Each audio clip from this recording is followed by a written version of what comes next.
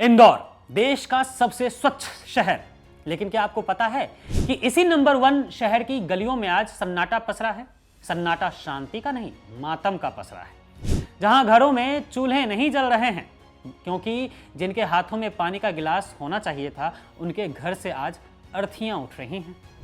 लोग बीमार हुए, तड़पे और देखते ही देखते 15 लाशों के ढेर लग गए।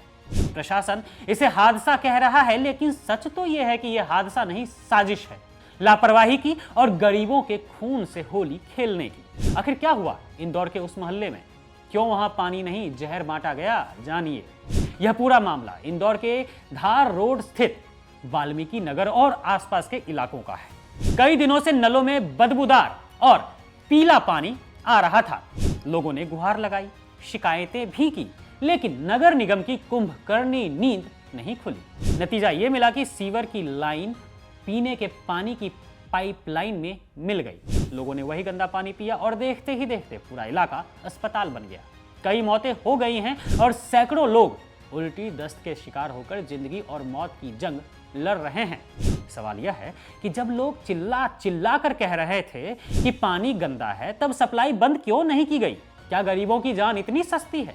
अब इस मामले पर पूरी तरह से राजनीतिक रंग चढ़ गया है। इस हृदय विदारक घटना ने दिल्ली में बैठे विपक्ष के नेता राहुल गांधी तक को हिला दिया। जननायक राहुल गांधी ने इस मुद्दे पर बीजेपी सरकार को आड़े हाथों लिया।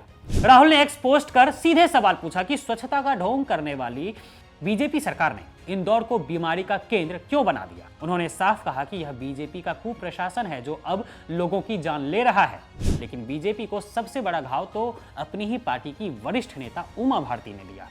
उमा भारती ने अपनी ही सरकार को आईना दिखाते हुए कहा कि यह घोर पाप है। उन्होंने मांग की है कि मोहन यादव सरकार को जनता से माफी मांगनी चाहिए और नीचे से लेकर ऊपर तक के हर अपराधी को ऐसी सजा देनी चाहिए जो मिसाल बने। उमा भारती ने तो यहां तक कह दिया कि यह मुख्यमंत्री मोहन यादव की परीक्षा की घड़ी है।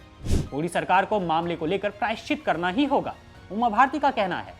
दोस्तों, अब बात करते हैं उस अहंकार की जो सत्ता के नशे में चूर है। एक तरफ लोग मर रहे हैं और दूसरी तरफ बीजेपी के दिग्गज नेता कैलाश विजयवर्गीय से जब सवाल पूछा गया तो उन्होंने संवेदनहीनता की सारी हदें पार कर दी। पत्रकार को बदतमीजी से जवाब देना और घंटा जैसे शब्दों का प्रयोग करना बताता है कि कैलाश विजयवर्गीय के लिए जनता के वोट तो अनमोल है, पर जनता की जान फोकट है। डैमेज कंट्रोल करने के लिए तो गोदी पत्रकारों को भी लगा दिया गया। जहां कैलाश जी से गोदी पत्रकार ने वही सवाल पूछा कि आप तो 2-2 दिन तक सोए नहीं हैं मामले के चलते। कैलाश जी भी जवाब देते हैं, हमारे इलाके में इतना बड़ा कांड जो हो गया है तो कैसे सो सकते हैं। लेकिन कैलाश जी इतनी सभ्यता तो एनडीटीवी के उस पत्रकार के सामने भी दिखा देते जिनसे आपने बदतमीजी की, जिन्हें आपने घंटा कहा, सवाल को फोकट का कहा।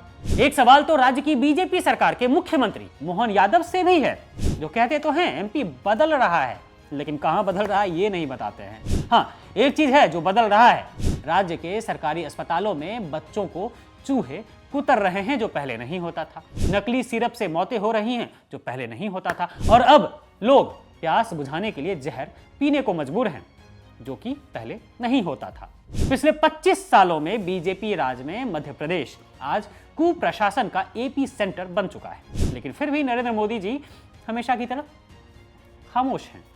जब भी देश के किसी कोने में गरीब मरता है तो मोदी जी की आवाज गुम हो जाती है। क्या मोदी जी किसी दूसरे देश के प्रधानमंत्री हैं जो उन्हें यह सब दिखाई नहीं दे रहा है?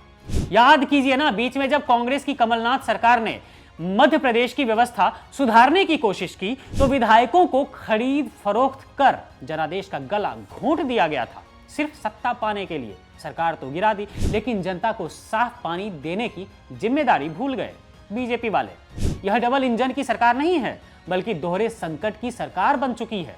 तो दोस्तों, यह सिर्फ एक खबर नहीं है, यह एक चेतावनी भी है। आज इंदौर है, कल कोई और शहर होगा। जब तक हम फोकट और घंटा जैसे बयानों को सहते रहेंगे, जुमलों को सहते रहेंगे, हमारे हक का पानी जहर बनता रहेगा। साफ पानी मांगना एहसान नहीं है, हमारा अधिकार है। और इस हत्या के लिए जिम्मेदार हर चेहरे को बेनकाब करना जरूरी है, क्योंकि अब यह सवाल नहीं, जवाबदेही की जंग है जिससे बीजेपी सरकार और मोदी सरकार भाग रही है। हालांकि वे तो हमेशा ही भाग जाते हैं।